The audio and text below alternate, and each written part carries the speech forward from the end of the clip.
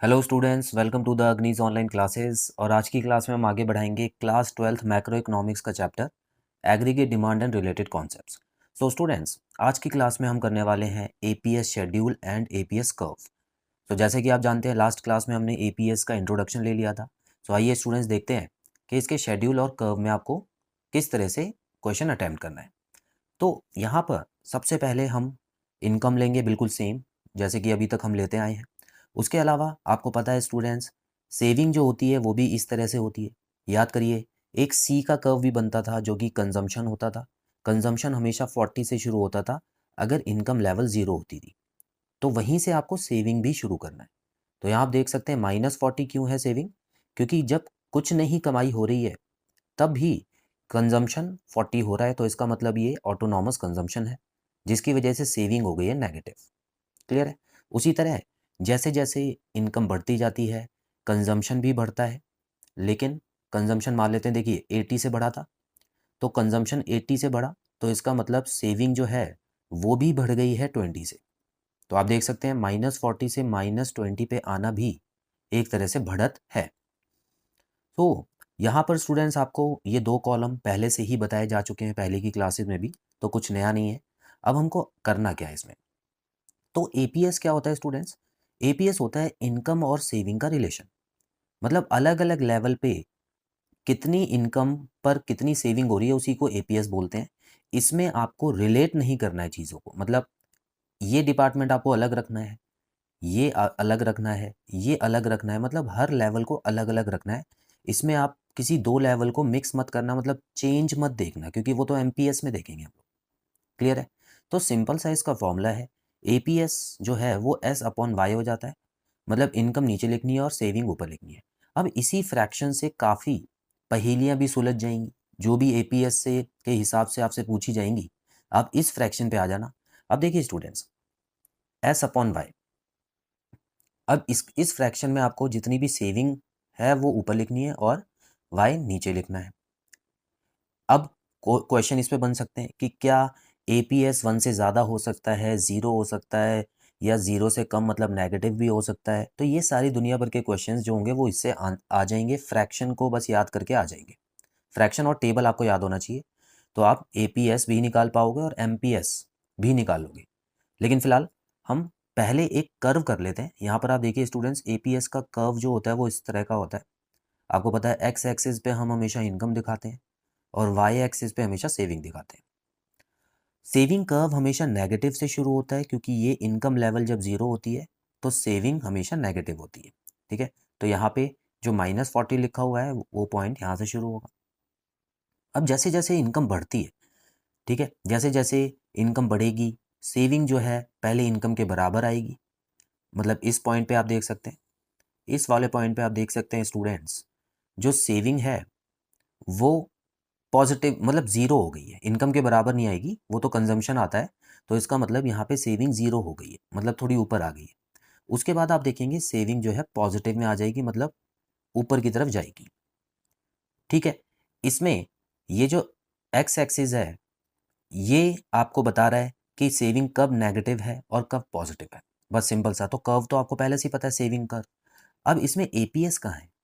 तो students, APS जो है वो कहीं भी एक पॉइंट ले लेना है आपको। फिलहाल के लिए मान लेते हैं ये वाला पॉइंट ले लिया आपने, यहाँ पर ये पॉइंट ले लिया ना। तो इसमें एपीएस कैसे निकालेंगे? ये सीधी सी बात है। इनकम हो गई आपकी यहाँ से लेके यहाँ तक, मतलब ओ से लेके y1। इस वाले पॉइंट पे देखिए, इस वाले पॉइंट पे इनकम हम देखेंगे यहाँ पर एक्स एक्सिस के हिसाब से देखेंगे ना। तो ओ y1, इसका मतलब देखिए ओ y1 नीचे आ गया क्योंकि इनकम नीचे होती है। सेविंग कितनी हो रही है? सेविंग हो रही है ओ आर। ठीक है, ओ आर हो रही है सेविंग। तो इसका मतलब देखिए यहाँ पर आ गया ओ आर ऊपर। तो एपीएस का फॉर्मूला एस अपॉन वाई है, जो कि ग्राफ के हिसाब से आपको दिखाया गया है, तो O R upon O Y one है। क्लियर है स्टूडेंट्स? तो इसी तरह से आपको जो ग्राफ है या जो कर्व है उसको आसानी से बना देना है और ऐसे कुछ फॉर्मूले लिख के उसको समझा देना है। तो इससे ज़्यादा आपको कुछ करने की ज़रूरत नहीं है स्टूडेंट्स। आई होप ये चीज़ क्लियर है। तो क्योंकि हम एपीएस के बारे में बात कर रहे हैं, सो यहाँ पर कोई भी एक पॉइंट लेना है, एक ही पॉइंट लेना है आपको। या तो यहाँ ले लीजिए या यहाँ ले लीजिए या यहाँ पे। क्योंकि जब हम एमपीएस पढ़ेंगे तो वहाँ पे 1 पॉइंट तो होगा ही, साथ में 2 पॉइंट दूसरा पॉइंट भी लेना पड़ेगा, क्योंकि उसमें हम चेंज देखते हैं कि अगर इनकम बढ़ी है तो कितनी सेविंग भी बढ़ी है। क्लियर है? क्योंकि यहाँ पर एपीएस तो बड़ा सिंपल होता है, इंडिविजुअल होता है, तो इसीलिए एक ही पॉइंट ले लिया। इस पॉइंट का भी नाम दे देते हैं ए। ठीक है, इसको ए नाम दे देते हैं यहाँ पर। चलिए स्टूडेंट्स, तो ये हो गया हमारा APS schedule and APS curve. बड़ा ही सिंपल है, आई होप आपको क्लियर हुआ होगा। ठीक है, अब कुछ इंपॉर्टेंट पॉइंट्स भी पढ़ लेते हैं। सो स्टूडेंट्स, यहाँ पे अगर आप देखें, अब आते हैं वही फ्रैक्शन पे। ठीक है, देखिए मैं यहाँ पे लिख देता हूँ कि एपीएस का जो फ्रैक्शन है वो है एस अपॉन वाई। अब हमको ये सोचना है, हमको ये याद होना चाहिए और वो टेबल याद होना चाहिए, सारे क्वेश्चन के आंसर आ जाएंगे। अब देखिए लिखा है एपीएस कैन नेवर बी 1 और मोर देन 1। सोचिए कि ये फ्रैक्शन 1 कब आएगा? 1 तभी आता है कोई फ्रैक्शन जब ऊपर वाला नंबर और नीचे वाला नंबर सेम हो। फॉर एग्जाम्पल, अगर ऊपर भी 100 है और नीचे भी 100 है, तभी तो कट के 1 आएगा। तो क्या कभी ऐसा हो सकता है कि इनकम 100 है और सेविंग भी 100 है? नहीं स्टूडेंट्स, ऐसा कभी नहीं होगा, क्योंकि हमने पढ़ा है, इसके बेसिक नियम हमने पढ़े हुए हैं कि जब इनकम कोई कुछ भी इनकम होती है उसमें कंजम्पशन ज़रूर होता है। तो सारा का सारा पैसा आदमी बचा रहा है, इसका मतलब कंजम्पशन ज़ीरो है, जो कि पॉसिबल नहीं है। तो सीधी सी बात है, यहाँ पे आपको आंसर मिल गया ना इस फ्रैक्शन से। सो एपीएस जो होता है वो कभी एक नहीं हो सकता, और एक से ज़्यादा तो बिल्कुल नहीं हो सकता स्टूडेंट्स, क्योंकि जब यही पॉसिबल नहीं है तो 120 अपॉन 100 तो पॉसिबल बिल्कुल नहीं होगा। इसका मतलब तो ये हो गया कि आदमी कमा रहा है 100 रुपये और बचा रहा है 120 रुपये। ऐसा तो आपने कभी सुना नहीं होगा। ठीक है, चलिए अब हम सेकंड पॉइंट पे आते हैं। क्या एपीएस ज़ीरो हो सकता है? हाँ स्टूडेंट, बिल्कुल, हमने टेबल में भी पढ़ा था। एपीएस ज़ीरो होने का मतलब क्या है कि इनकम तो हो रही है 100 लेकिन सेविंग हो रही है 0। ऐसा हो सकता है स्टूडेंट्स, क्योंकि कंजम्पशन जो है वो इतना ज़्यादा होता है कभी कभी कि जितना पैसा कमाया होता है उतना सारा खर्च कर दिया जाता है, जिसकी वजह से सेविंग हो जाती है 0। तो ये चीज़ पॉसिबल है। Clear? APS can be negative और लेस देन 1। स्टूडेंट्स याद रखिएगा, एपीएस नेगेटिव भी हो सकता है। याद कीजिए पहला वाला जो पॉइंट हमने पढ़ा था, तो उसमें हमने ये पढ़ा था, देख लेते हैं एक बार। ये देखिए ऊपर जो टेबल है यहाँ पर आप देख सकते हैं, एपीएस जो है वो नेगेटिव आया था ना आंसर इसका। क्यों आया था? क्योंकि ये ऐसा टाइम चल रहा था कि इनकम तो हो रही थी 100 और खर्चा हो रहा था 120, जिसकी वजह से सेविंग हो रही थी -20। ठीक है, तो ऐसा भी हो सकता है स्टूडेंट्स कि एपीएस जो है वो नेगेटिव आ जाए या लेस देन 1 आ जाए। क्लियर है? तो वही फ्रैक्शन से ही मैंने आपको इसका आंसर बताया। लास्ट पॉइंट और करते हैं। APS rises with increase in income as proportion of saving keeps on increasing. तो स्टूडेंट्स देखिए, जो एपीएस होता है वो हमेशा बढ़ता है इनकम बढ़ने से। ठीक है, एपीएस भी बढ़ता है, सेविंग तो बढ़ती बढ़ती है, वो तो हमने देखा ही, लेकिन एपीएस की वैल्यूज जो है वो भी बढ़ती है। क्यों? क्योंकि पहले इनकम 100 थी तो सेविंग उस समय मान लेते हैं 20 है।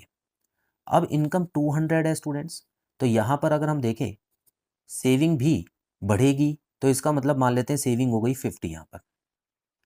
तो यहाँ पर इनकम देखिए डबल हुई है, लेकिन सेविंग जो है वो डबल से भी ज़्यादा हुई है ना? तो इसका मतलब ये एपीएस जो है ये भी बढ़ता रहता है, बढ़ता रहता है। क्योंकि लोग देखिए क्या होता है, एक लिमिट तक ही खर्चा करेंगे, अपनी ज़रूरतें तो पूरी कर ली, चलिए एक्स्ट्रा खर्चा भी कर लिया, लेकिन एक समय तो ऐसा आएगा ना कि जब एपीएस जो होगा, मतलब सेव करना वो ज़्यादा शुरू कर देंगे, खर्च करना कम कर देंगे, क्योंकि ऑलरेडी काफ़ी खर्चा हो रहा है। वो और चीज़ें चाहेंगे कि अब ना हो, थोड़ा पैसा बचे।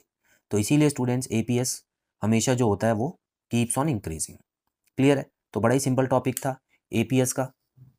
अब अगली क्लास में जो है हम एमपीएस की तरफ बढ़ेंगे स्टूडेंट्स, और यहाँ पर आपको बड़ी सिंपल तरीके से एपीएस शेड्यूल और कर्व बताया मैंने, तो इसी को आपको एग्ज़ाम में करना है, आपको पूरे मार्क्स मिलेंगे। सो आज की क्लास में इतना ही, बहुत जल्द मिलते हैं अगली क्लास में। Bye bye.